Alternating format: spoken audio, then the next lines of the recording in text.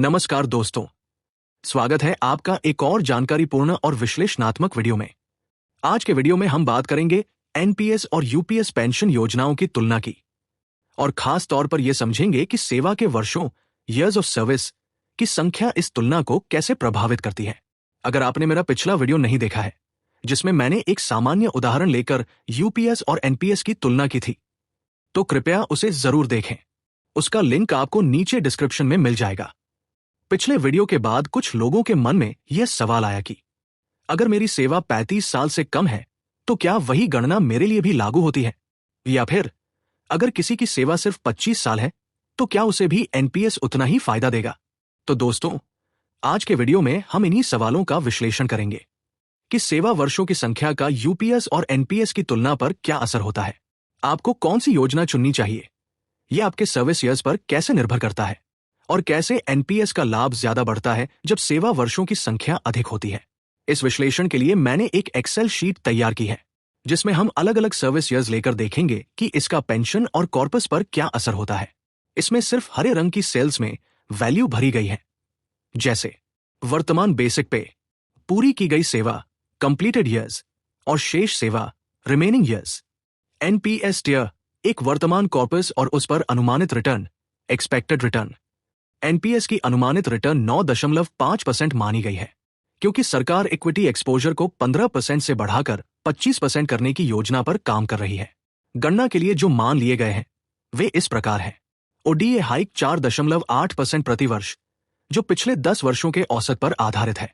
Basic में हर साल 3% वृद्धि और प्रमोशन के वर्षों 2028, 2034, 2041, 2050 में अतिरिक्त 3% की बढ़ोतरी। Annuity rate 8.3% without return of purchase price, जैसा कि एनपीएस क्वोट वेबसाइट पर 60 वर्षीय व्यक्ति के लिए दिखाया गया है, जिसमें एम्प्लॉय और स्पाउस दोनों को जीवन भर पेंशन मिलती है लेकिन कॉर्पस वापस नहीं होता। लंप सम और इन्वेस्टमेंट।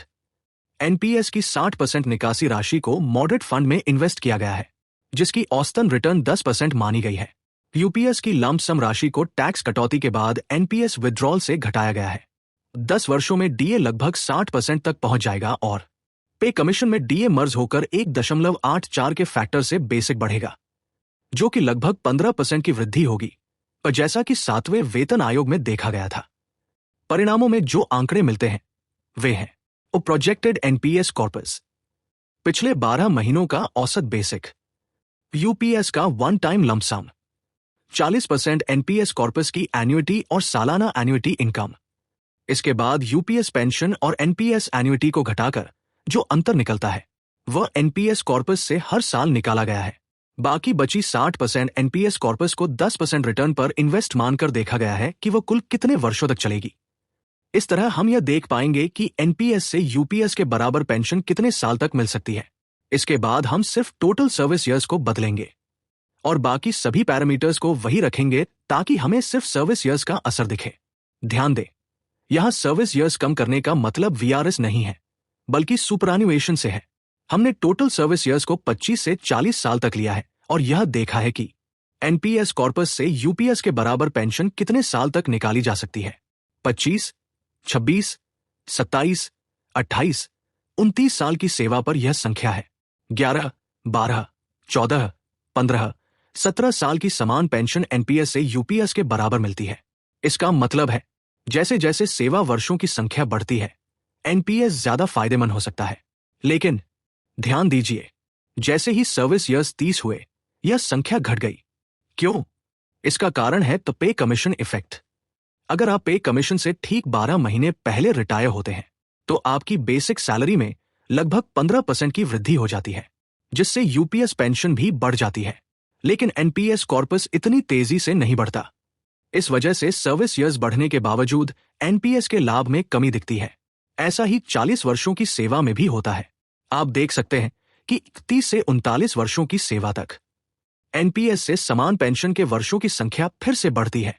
16, 17, 19, 20, 22, 24, 27, 30, 34 तक। निष्कर्ष, कंक्लूजन, लंबी सेवा अवधि वाले कर्मचारियों के लिए एनपीएस यूपीएस की तुलना में अधिक लाभदायक हो सकता है। अगर आप किसी वेतन आयोग 2026, 2036, 2046 आदि से ठीक पहले रिटायर होते हैं तो एनपीएस से अधिक लाभ मिलने की संभावना होती है। वहीं अगर आप वेतन आयोग के तुरंत बाद रिटायर होते हैं तो यूपीएस आपके लिए अधिक लाभकारी हो सकता है। तो आपको कौन सी योजना चुननी चाहिए? अगर आपकी सेवा लंबी है और आप पे कमीशन से ठीक पहले रिटायर होते हैं तो एनपीएस ज्यादा लाभ दे सकता है। अगर आपकी सेवा कम है और या आप पे कमीशन के बाद रिटायर होते हैं तो यूपीएस आपके लिए ज्यादा लाभकारी हो सकता है। आपका क्या विचार है? आपके हिसाब से कौन सी योजना बेहतर है?